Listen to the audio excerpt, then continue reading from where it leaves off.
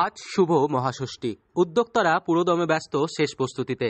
এর মধ্যেই দুটি পুজোর থিম নিয়ে তুমুল চর্চা রামপুরহাট শহর জুড়ে।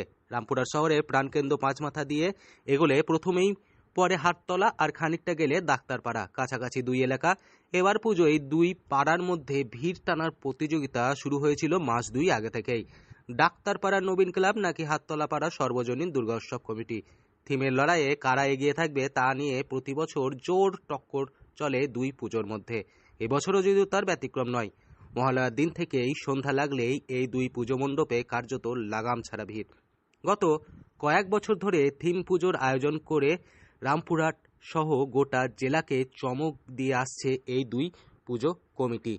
শহরের বিগ বাজেটের পুজোগুলির মধ্যে অন্যতম এই দুটি। প্রতি বছর পুজোর থিমে নতুনত্ব আনার জন্য অক্লান্ত পরিশ্রম করেন তারা। বলছি, এই বছর পুজোর কি থিম রয়েছে? হাটতলা সার্বজনীন দুর্গোৎসব এবছর ৭১তম বর্ষ পদার্পণ করলো। তো এবছর যে আমাদের মণ্ডপ ভাবনা, সেটার নাম হচ্ছে সময়। আমাদের মণ্ডপের বাইরে ৮ ফুট উচ্চতার একটি নটরাজ মূর্তি প্রতিস্থাপন করা হয়েছে, যা প্রলয়ের প্রতীক, এবং মণ্ডপের উপরিভাগে রয়েছে এই বিশ্বব্রহ্মাণ্ড, অর্থাৎ প্রলয় শেষ নয়, প্রলয়ের পরে সৃষ্টির একটা পূর্বাভাস।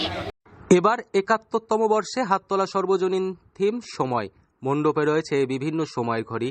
মণ্ডপ সজ্জার মাধ্যমে এই পুজোয় উঠে এসেছে প্রলয় থেকে সৃষ্টি, জাগতিক থেকে মহাজাগতিক এবং অন্ধকার থেকে আলোর উত্তরণের গাঁথা। মণ্ডপে রয়েছে মানানসই ২০ ফুটের সাবেকি দুর্গা প্রতিমা। প্রলয়ের প্রতীক হিসাবে মণ্ডপের বাইরে রয়েছে নটরাজ মূর্তি। মণ্ডপের উপরিভাগে শোভা দিচ্ছে বিশ্ব ব্রহ্মাণ্ড। এই যে পুজো মণ্ডপ এসছো, কেমন লাগছে দেখতে? খুবই ভালো। প্রতিবার হাটতলায় দেখতে আসি। পুজোর সব থেকে হাটতলার যে মেন জিনিস সেটা হচ্ছে প্রতিমা। তো অসাধারণ প্রতিমার সজ্জা, রামপুরহাটের কোথাও এত সুন্দর প্রতিমা দেখা যায় না। আর মণ্ডপ সজ্জা এবার খুব ভালো করেছে। প্রতিবারই আসি দেখতে, এবারও তার অন্যথা হয়নি। কোনটা বেশি ভালো লাগলো, মণ্ডপ নাকি প্রতিমা? অবভিয়াসলি প্রতিমা। পুজোর ৩ দিন কি প্ল্যান হয়েছে? পুজোর ৩ দিন আজকে তো বন্ধুদের সাথে বেরিয়েছি, আপাতত বাকি ৩ দিন বাবা মায়ের সঙ্গেই ঠিক আছে, ফ্যামিলি। কি নাম? হিয়াশ্রী দাস। পুজো উদ্যোক্তাদের দাবি, তাদের ভাবনা ও সৃষ্টি দেখতে রামপুরহাট সহ জেলার বিভিন্ন প্রান্তের মানুষজন ভিড় জমাতে শুরু করেছেন। এই বছর বিগ বাজেটের এই পুজোর বাজেট রয়েছে ১৬ লক্ষ টাকা।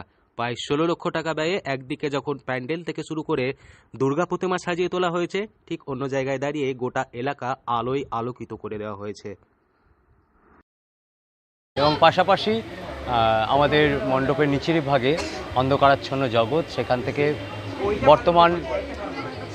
থেকে বর্তমান সামাজিক যে অবক্ষয়, সেখান থেকে মানুষ তার মানবিক চেতনার দ্বারা তার উন্নতি সাধন করে আলোর পথের যাত্রা, অর্থাৎ জাগতিক থেকে মহাজাগতিকের পথে তার উত্তরণ।